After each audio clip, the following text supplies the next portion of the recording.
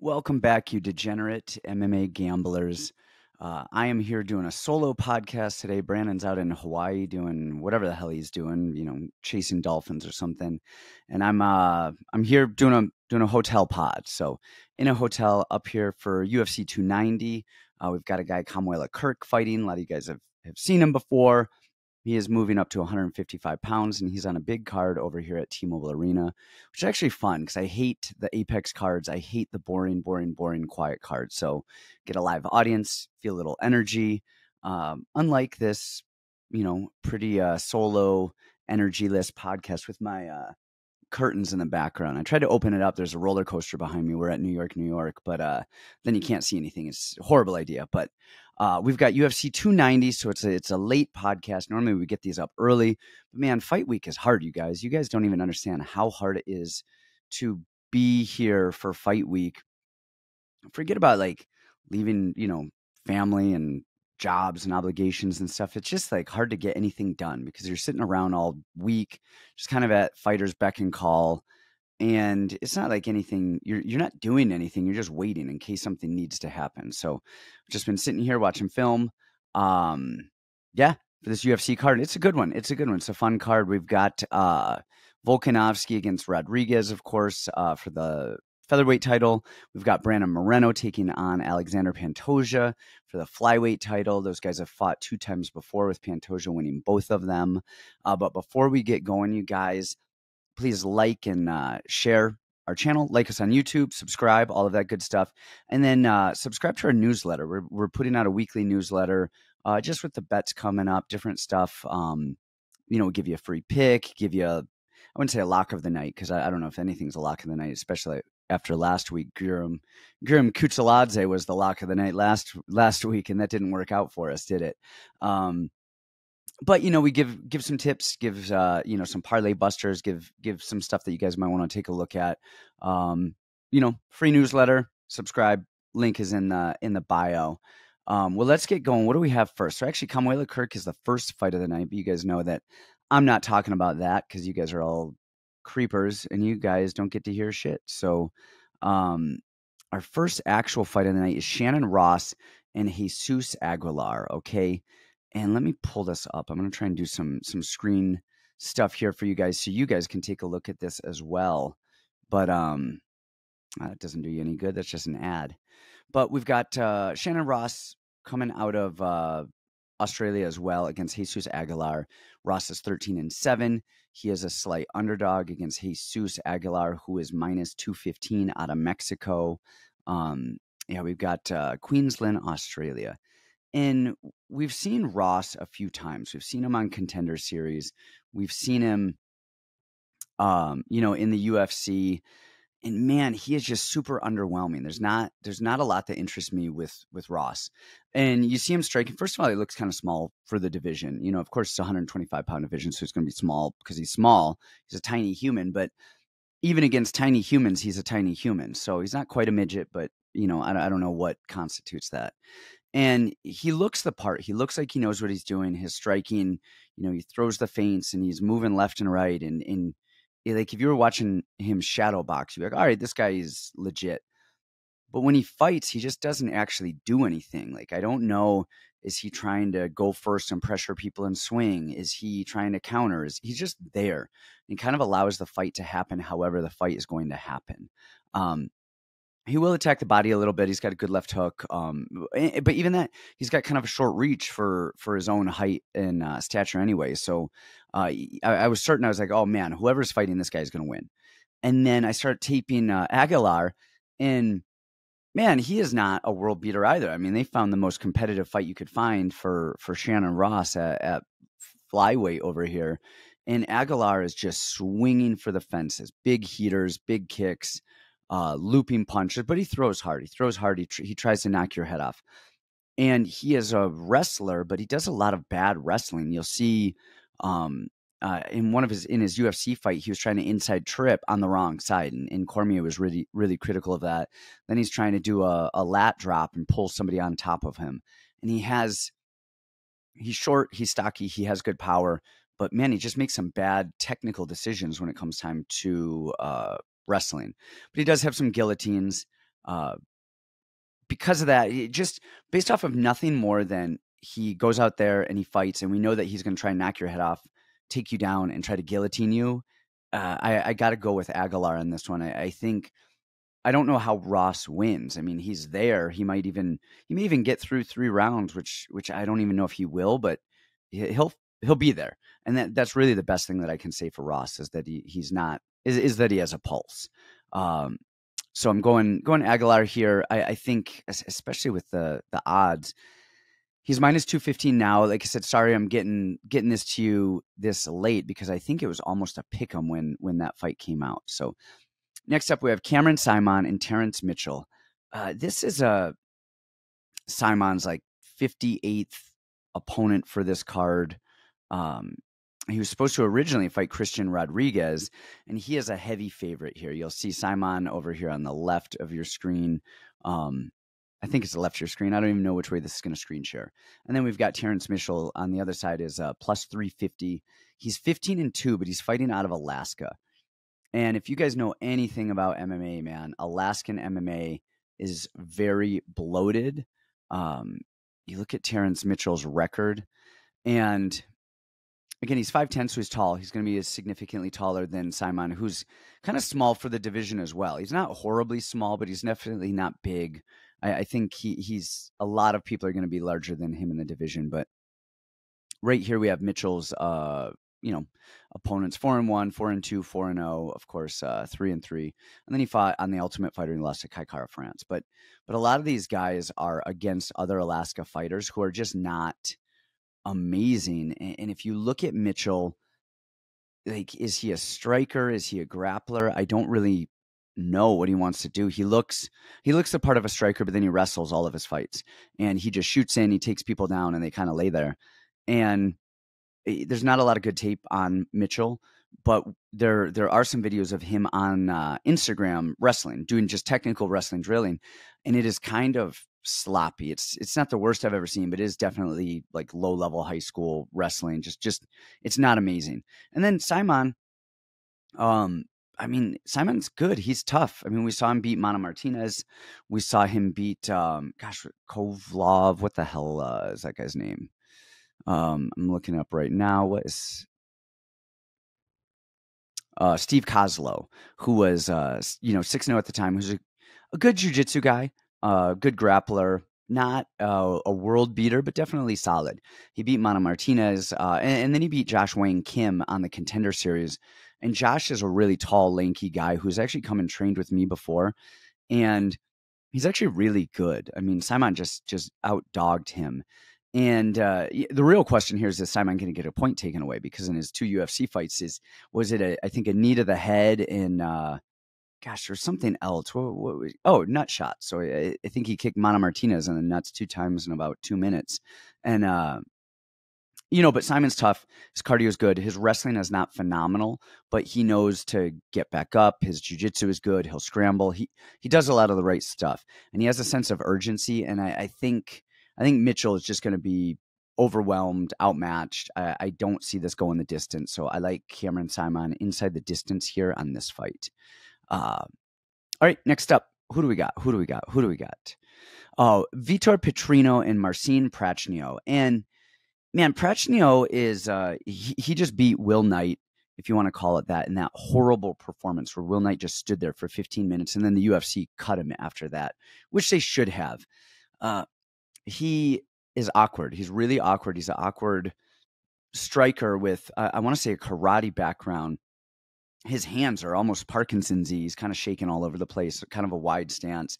But he doesn't use a lot of hands, not on the outside anyway. What he does, he uses the inside and outside low kick, especially as an orthodox fighter. He'll throw his left outside low kick, kind of shuffles in and kicks. And then he likes to bring that high. And I mean, depending on his opponent's stance, it'll be an inside or outside. But he likes to mix those kicks in. Then he likes to bring them high. And then he'll like to follow with hands after the kick lands, or even if it doesn't, as people come in, he'll counter with hands. His grappling's not amazing, but he does the right stuff defensively. If he gets taken down, he's getting to the cage, he's getting back up, he's fighting hands on an invisible chair style. getting his back to the cage and fighting his way out. So he's not bad there. Petrino reminds me of a Paulo Costa when he came into the UFC. Just physically athletic, just trying to knock your head off, a lot of technical holes, but he kind of always does the right stuff. And even in his wildness, and even in his sloppiness, he is kind of controlled. He's swinging for the fences, but then you see him swinging and kind of measuring and picking his shots. He loves his right uppercut, left hook. He throws that right uppercut straight out of Street Fighter. I mean, it's like a short, shallow uppercut that goes to the roof. People bring their head up, and he follows with a big left hook. As people crowd him, he generally throws short punches on the way in. And anytime somebody touches him, he is digging for double unders and getting a body lock. And his cardio isn't amazing, but the way that he fights, you're going to get tired. But he somehow pushes through. It kind of reminds me of Dricus du Plessis, who's fighting later on the card, where everyone's tired. I mean, he's tired, his opponent's tired, the referee's tired. You know, people at home are falling asleep. Nobody knows what the hell is going on, but he just keeps going. Even if you put him on his back, he is sliding in the cage and he's getting back up. He does the right stuff. I think if we let him over the years refine a little bit, I think he's going to be a top guy. And for that, I like him for this fight. I don't know if he finishes the fight. I would assume that he's going to finish Prachnio. But even if he doesn't, his power, his forward pressure, his kind of wildness, his willingness to fight is going to lead to a decision. So I like him here. He is a big favorite. Let's see where he is at in terms of favoritism over here. He is a minus 275. So Prachnio is a plus 220. I mean, I think that seems about right. I think they're going, this guy should win, but Prachnio is durable. He won't die. You know, does he stick it out and get through it? Next up, and I'm running through these because, just it's me alone talking to myself. My, friend Eddie Cha is over there watching Instagram or whatever while I'm doing this, and we're going to go eat clam chowder after this and then get a weight cut in. So let's fly on. All right, we've got Edgar Chairez and Tetsuro Taira. And Taira, man, he is one of my favorite up-and-coming fighters. His jiu-jitsu is awesome. I love him. We've got here you go. Here it is right here. Here's his stuff. So Chairez is 10-4. We saw him in the Contender Series against Clayton Carpenter, and he was giving Clayton Carpenter fits standing up. And then around 2 and 3, we saw Clayton wrestling him and then start to pull away because of that. And on the other side of this, we have Tetsuro Taira. He's 13-0. He's a minus 910, you guys. So is there value in it? I don't know. Tetsuro by finish is probably not a bad bet. I don't know what the odds are. I don't have them in front of me. But Taira does a really good job of managing distance and then finding his way in and shooting and finding his way to the back. His wrestling is more MMA jiu-jitsu based, and but his he uses it to get the fight to the ground, and he gets the submissions. And we've seen him before not get the submission right off the bat, and he doesn't panic. He does all of the right stuff. He has really good, clean, straight punches standing up, measures well. I really like Taira here. I think before the final bell. That said, prop bets are hard, especially with a guy like Chairez, who is tough, but Chairez has lost before, I think actually to Jesus Aguilar, if my memory serves me right. Yes, he lost to guillotine choke by Jesus Aguilar in the 5th round. He actually lost to Axel Osuna, who has trained with us in the past, by a triangle armbar. And then, of course, he got out grappled by Clayton Carpenter and lost a decision right there. So I think smart money says Taira by submission, but don't go too crazy because minus 900, you don't want to be at the end of a Guram Kutaladze debacle. But, the good thing is that a lot of crazy shit happened last week on the fights. Demiraz Magulov lost. Guram Kutaladze lost.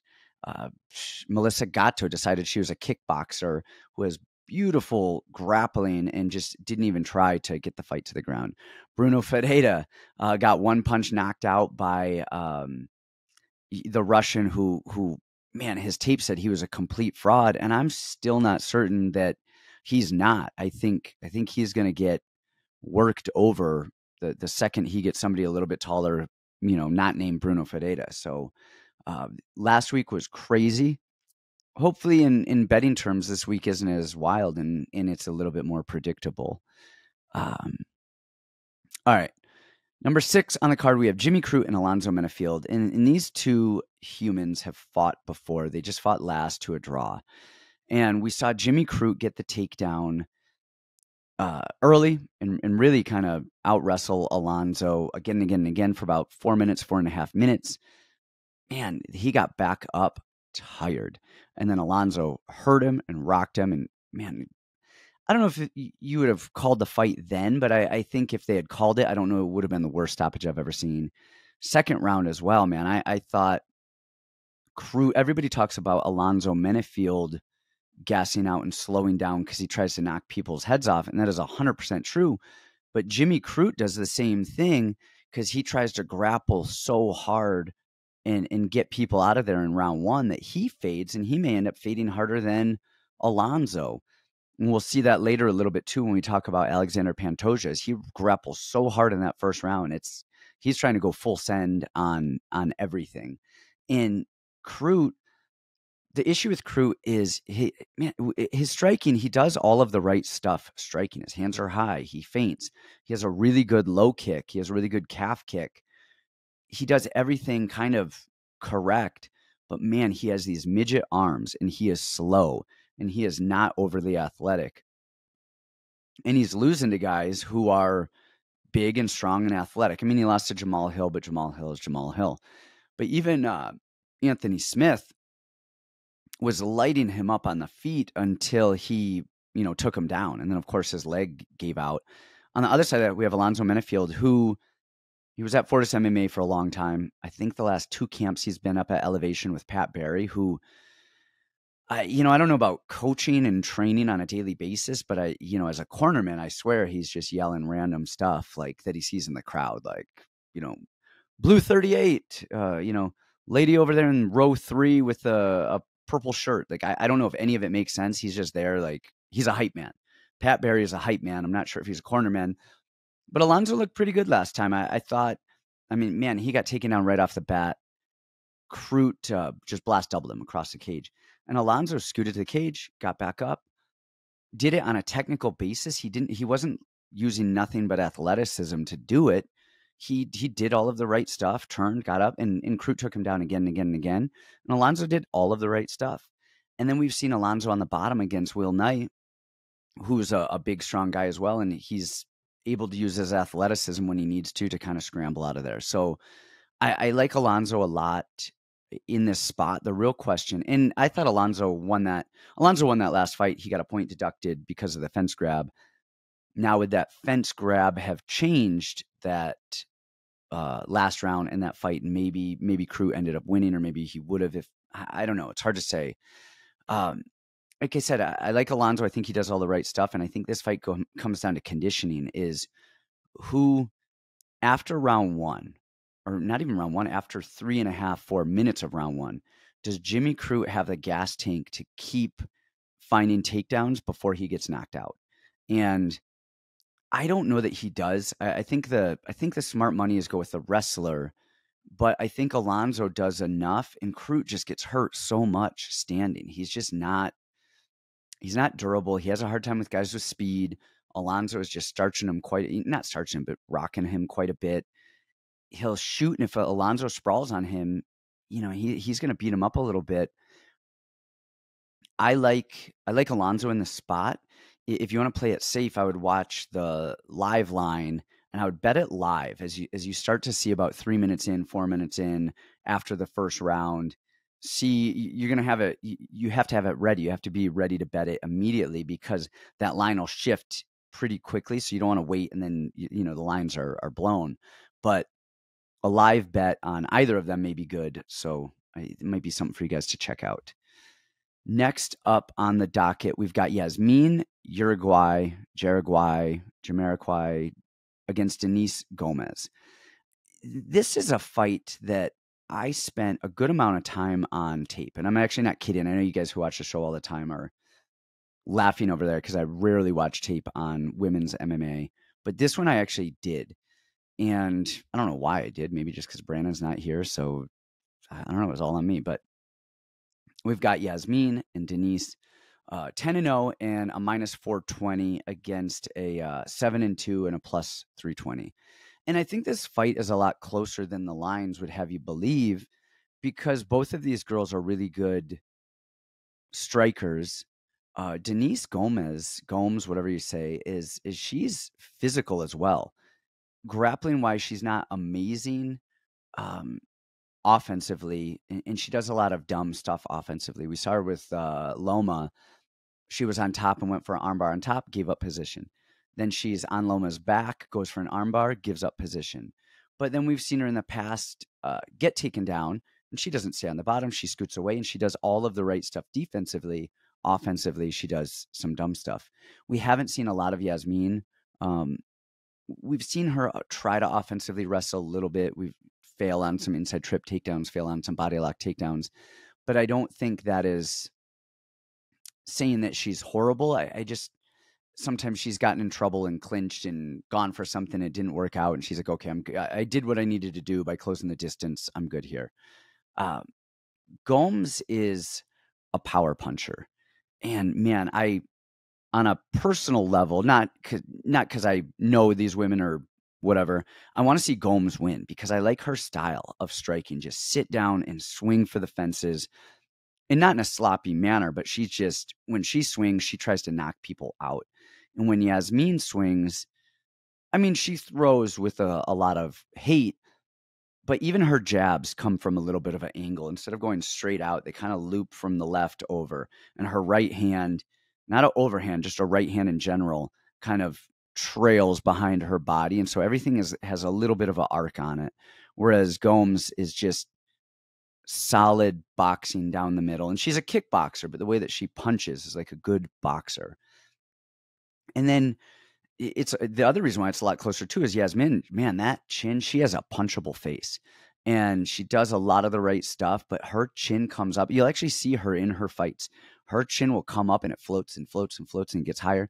And then you'll see her like almost reset and she pulls her chin back down low and she gets hit. She's been dropped, and so you do that with Gomes, and Gomes, I think, is a heavier power puncher than anybody that Yasmin has fought up until this point who can actually really hurt her. I still am leaning Yasmin here, and here's why. There's three reasons. One, volume. Gomes starts out really slow, and she will let a half a round go by before she's really doing anything. That alone, if she doesn't get Yasmin out of there, she's probably giving up round one just on volume alone, and Yasmin doing anything and Gomes trying to find her rhythm and her range while she throws 500 spinning wheel kicks. The other part of that is cardio, and Yasmin doesn't slow down at all, and Gomes doesn't gas hard, but she definitely slows down. We saw that in her Contender Series fight. She definitely slowed down in that fight. And then the last thing is that Gomes has a hard time finding people when they won't stand and throw with her. And we've seen her kind of chase people and run them down a little bit. She doesn't really have that ability to touch her way in.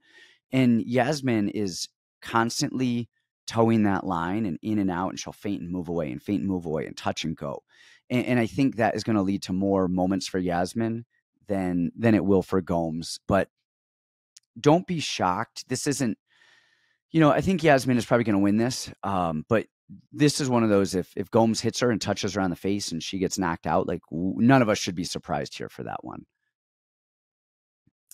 All right, next up, ladies and gentlemen, Jack Della Maddalena and Josiah Harrell. This is a short one. Josiah Harrell is a 55er coming in on short notice. I think we most recently saw him fly through a cage in LFA. The cage door, mid-fight, they went out. But he's listed at 7-0. And remember Pete Rodriguez, guys, he was 6-0. He went in and fought Jack Della Maddalena last minute. I believe both of them had the same manager at the time. Pete, I don't think has the same manager anymore when he got in the UFC. And this is what I see with Harrell is I think, and I say that because I think he got here too soon. I think Josiah is decent. He's a southpaw. He has a good, clean, straight left. Um, he'll throw that left kick as well, but he's just not rounded out well enough. He doesn't know how to use the right side of his body well. He doesn't mix up his wrestling into. I mean, he's either wrestling or he's striking. He's fine. He's a decent, okay fighter. I just don't think he's ready for this huge step up in competition, up a weight class against Jack Della, who has some of the best boxing in the division. He's got just gorgeous anti-grappling. He butt drags people. He runs them through. He gets back up. We saw him, great submission defense. He's game as they get. Jack Della inside the distance. Man, I think Harrell will probably drop weight, go down to 155 after this. And man, though, I don't know if I see him beating anybody decent in the division because I just don't think he's ready for it yet. I think he is a prospect. I think he's a decent guy. Give him a few more fights to really progress and then see how he does in the UFC. But I think they're killing him off too early here. Nico Price, Robbie Lawler. This line to me, I need to pull up the line. You guys got to see this because Robbie Lawler is a solid dog here. He's a plus 210 dog. And, if you look at he's won one fight in his last 5, man, Nico's not too far ahead of that though. And, you look at Robbie, I think he lost to Barberina. He beat Nick Diaz. I don't even know if that counts because Nick Diaz looked as horrible as I've ever seen anybody look going in there. He lost to Magny. He lost to Colby. He lost to Ben Askren, which was kind of a weird one, anyway. Rafael Dos Anjos. I mean, that's where he's at right there, you guys. He's won 1 fight in 6 fights. But he's losing a really good competition. And, he was finished by Barberina, but that's that. Nico Price, in his last few, he had that no contest with Donald Cerrone, lost to Vicente Luque, Pereira, and Phil Rowe. Now, the thing with this, though, is everyone's discounting Lawler because he's old in the retirement thing. Now, the retirement thing should scare you. Anytime anybody says the R word, like you never want to hear the R word out of a fighter when they have a fight scheduled. And this is Robbie's last fight. He's retiring after this. So you got to wonder, what is his motivation? Is he, when stuff gets dirty and it is a dogfight and leather is slinging, is Robbie Lawler going to want to throw down and or be like, hey, I'm out of here after this, whatever. If he does, I love Robbie Lawler in this spot here. Look at him against Barberina before he got the TKO. He landed so many good shots that would have killed half the division really well. And he took a lot of really good shots and actually wore them really well.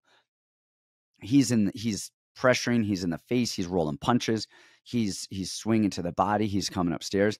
And Nico Price has such a long, awkward guard. First of all, his arms they look like their legs attached to his shoulders. They're that long, but he doesn't use his range that well. And he has a really square guard with arms really wide. And I think Robbie's going to be able to pressure, roll his way in, rip that body and come up top. I'm assuming Price is going to want to try to wrestle Robbie, but that's a hard feat. Robbie's a good wrestler and Robbie's a good cage wrestler. Of course, Neil Magny and Colby Covington pressed him that way, but I don't think Nico Price can do the same thing. And Nico Price will fade a little bit as well, and he's not a world beater. I think Robbie Lawler as a dog spot here is fantastic, especially at plus 210. Is he, going to fall victim to the retirement? I don't want to be in there anymore. Maybe, and that's something you guys gotta weigh out. But man, if he has a little bit of dog in him, I think he's going to beat Nico Price up. I don't think Nico Price is going to be the one to really take Robbie Lawler out in his final fight. So, all right, next up, Bo Nickel, Valentin Woodburn. Bo Nickel, guys, stop. I mean, this is Bo's 20th opponent. Valentin, I believe, was a football player growing up. I mean, he might swing and knock him out and I mean, man, crazier stuff has happened. He's 5'8". Man, can he stop Bo Nickel's shot? He's I don't know. You look at his record. First one, two, three, four, five fights are KO TKOs, but those are not against the best guys. Then he beat Wesley Martins at 17-8, and then Luis Melo at 30-16. So he's fought good guys. He knows how to fight, but does he beat Bo Nickel? Probably not. Is it worth a shot? It's probably. I mean, I wouldn't put a lot of money on it, but let me see the odds really quickly. For nothing more than a lottery. You go to a store, you buy a lottery ticket for $10 and you have the chance of winning $1 million. Your odds of winning that are very, very, very low. You're probably not going to do it. But he's a plus 1,200, so you throw $10 on him and you're probably not going to win, but you probably have better chances than a lottery ticket over there. So that's all I'm giving you. Bo Nichols, of course, is the A side here.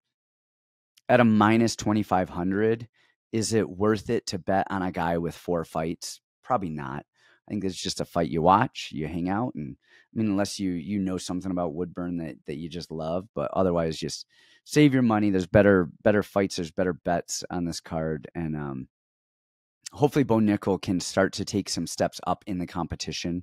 That would be nice because he's a talent, man. He's proved some things. We've got Jalen Turner and Dan Hooker next. And both these guys are used to being the big guy and the taller guy, and both of them are used to using their knees quite a bit because they're the taller guy. And I don't think either of those are going to play out here. I think, if anything, I think Hooker or Turner will be able to use his knees a little bit more than Hooker will, just because he does have some height on him. And I was watching Hooker tape, and he is pressing, and he has good power. I like his power. He is orthodox, but he leads with his straight left quite a bit. And we see him here. He's 22-12, lost his last couple fights. Of course, Jalen Turner lost to Mateus Gamrot, and that fight he could have won. He did the damage. Of course, he got taken down. Stylistically, Gamrot is a very tough fight for Turner, but Turner had his moments and hurt him, a couple of times. Plus 190 is Dan Hooker. Jalen Turner is a minus 240. And these reaches aren't correct. The reach, they say, is both of them at 75.5. But on the UFC tail of the tape, they list Turner at like a 78-inch reach. So Turner is probably going to have the reach advantage here. Now, the difference in this fight is the stance. And Dan Hooker's stance is he leads with his left hand so low. And that's why he got caught with Chandler. His hand floats just so low that Chandler just ducked and came over the top. And you do that with Turner, who's 6'3", 3 inches taller. I mean, if your hand is that low, stuff is going to go down the middle. But the other thing is, he doesn't jab a lot, or he doesn't jab effectively. He loves to lead with his right hand. And when he does, he steps to his left too much, and he really squares his body up. And his entire stance is just a little bit too square. And because of that, he gets hit with 1-2s right down the middle. That is his kryptonite, is a 1-2 down the middle, which Jalen Turner throws a lot of. And Jalen Turner, the other big difference here is the speed factor. Turner is fast. And if you look at some of his fights, even just a few fights ago against Jamie Malarkey, Turner was getting hit. Kind of even looked like he got wobbled a little bit, but he managed to come back well and do all of the right stuff. But Turner, over the last few fights, has gotten better defense, and he's bringing his hands up, and he's getting hit less and less and less. So I really like Turner here. Two big guys. I go with the speed factor. I go with the the dog factor, the chin factor. I think Jalen's chin and his speed and his awkwardness, especially if it hits the ground, I wouldn't be surprised if Hooker tries to fight on the ground quite a bit, tries to get him down. But Hooker has shown great defensive grappling and stand-ups and throwing elbows in those transitions, but we haven't seen him show great offensive grappling in those positions. So if he does start to try to grapple Turner, I don't know that it's going to work out for him for the best. Now that said, I mean, these guys are some of the top of the division, and Dan Hooker has fought nothing but the top guys in the division. But I don't know. I think Hooker is, I don't want to call him a journeyman because it just sounds so disrespectful. But I think Hooker is a guy that you're going to want to start to see in fun fights. I don't think he's going to be at the top of the division. I think we can kind of look at Dan Hooker almost as we looked at Chris Lytle later in his career, where it's not a guy who's probably going to fight for a title and do big things, but it's always going to be a fun fight and a tough fight. And if you can get past Hooker, I think you're going to find your way in the top 5 and possibly fight for a title. And if you can't, I think he's going to be that gatekeeper. Another man from down under, we got Bobby Knuckles, Robbie Whittaker against Dricus du Plessis. And man, du Plessis is a guy that I've gotten wrong on probably every fight he's had in the UFC. He just looks so sloppy and crazy and chaotic, and he gets hit and he falls over and he's gassed and he's wobbled and everything overly labored and thrown, and he somehow just drags people down and wins fights. Mentioned it earlier. He's tired, but he's going to make everybody tired with him. And he does. He drags people into his fight. He's a Darren Elkins. He's a Jonathan Pierce. He's these guys who can get you to fight their fight, and they take your soul. And next thing you know, his hand is raised, and you're going home, wondering what the hell happened. Du Plessis it's weird because he's kind of off. He moves a lot, but he doesn't throw effectively to set stuff up. He's kind of moving and he's in and out, and there's a lot of stuff going on. It's almost like Clay Guida's hair. People think he did more than he did.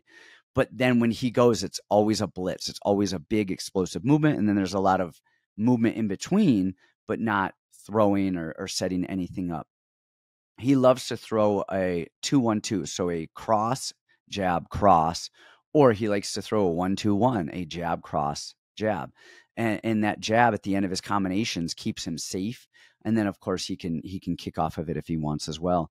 He's okay everywhere. I mean, his offensive wrestling is decent. He gets people down. His defensive wrestling is decent.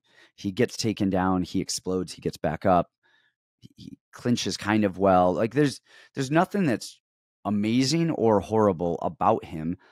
He's just kind of wild and sloppy, and he fights at this crazy pace. And then you have Robert Whittaker on the other side, who is so technical. These are night and day differences of fighters. And Bobby is so clean, got a beautiful jab, beautiful right kick.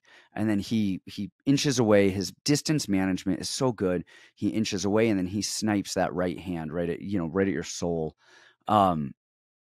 Defensively, he does all the right stuff. He rolls. He's got good offense. I think this is I'm 0-5 on du Plessis at this point. I think I'm going to go 1-6 because I think Robert Whittaker is going to slow it down. I don't think he's going to be caught up in du Plessis' pace and craziness. And I think du Plessis is going to swing and miss a lot. And I think Robert Whittaker is going to kind of make him look pedestrian as a fighter in that division. I think it's going to be kind of a somewhat one-sided affair over here. So moving on, we have our first title, which is Brandon Moreno and Alexander Pantoja. And man, I've watched a lot of tape on this.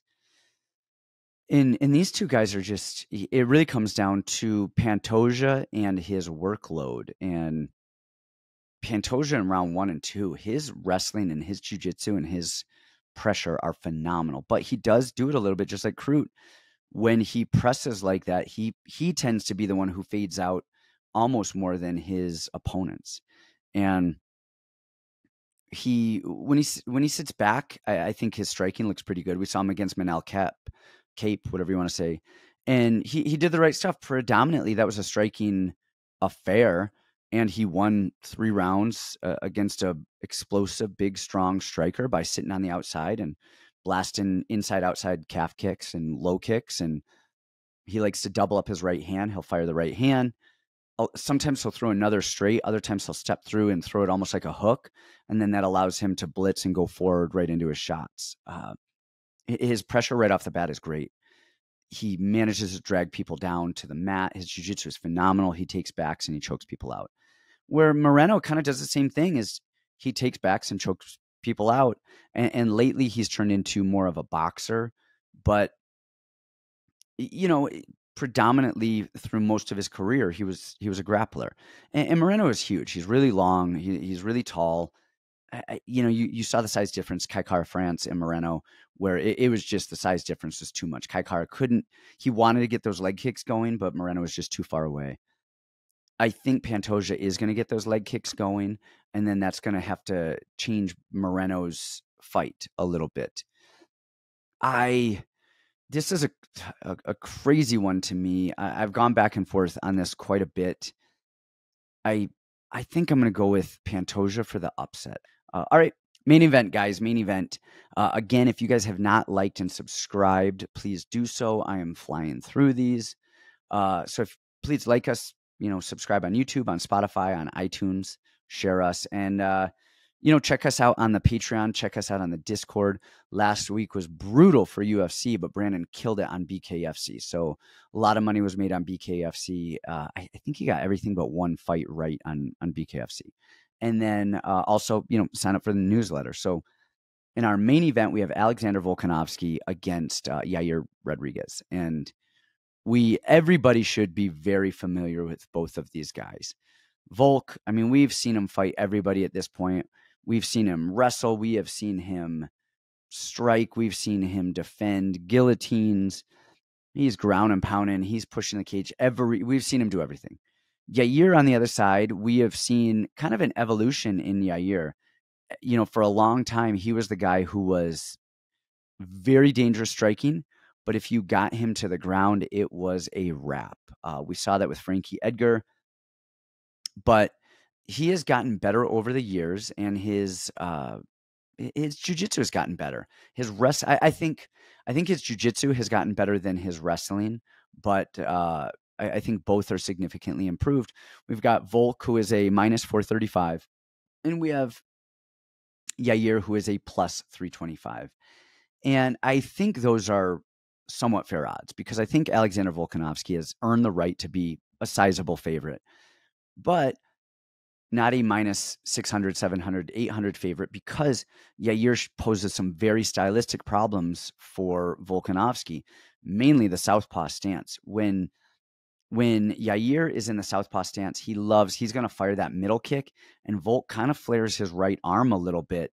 So I expect him to eat some middle kicks early in that fight. We saw it with Emmett. He's going to blast those middle kicks, and then he's going to go upstairs and blast the head kicks. Then Volk is a little bit, on the shorter side, so stuff up the middle. If he just starts firing knees and, up kicks and just anything random up the middle, Volk's got to be aware of that. So he's got to watch duck in his head to find entrances. And then the other thing that's really dangerous with Yair is his ability to fight anywhere the fight goes all the time. We saw it with Zombie. The very last second of the fight, he threw that up elbow, and that was a wrap. I mean, he is always fighting. He is always throwing stuff, and he is always dangerous from anywhere at any point in the fight. But Volk is Volk, and I think Volk is going to let Yair come to him. His lateral movement is phenomenal. He does such a good job of disrupting people's rhythm by firing his inside leg kicks himself. Doesn't matter which stance, Volk does the best, I think, at first when he gets people to chase him. He moves laterally, and then he picks apart the lead legs. From there, he starts to add his cross and start, throwing a left inside leg kick, planting forward, firing his cross. Then he stops throwing that leg kick and will feint and just come in with a cross. And he mixes up his inside outside leg kicks so well with the feints, and then he adds the punches after the kicks, and that really disrupts people. But man, if he stays standing with Yair for a long time, he can get caught. We've seen Max hurt him. We've seen Makhachev hurt him. We've seen those guys do a lot of damage. Not a lot of damage, but put Volk down. And Yair can do it. He's a lot faster, I think, than Max. And I think he's a lot faster than Volk.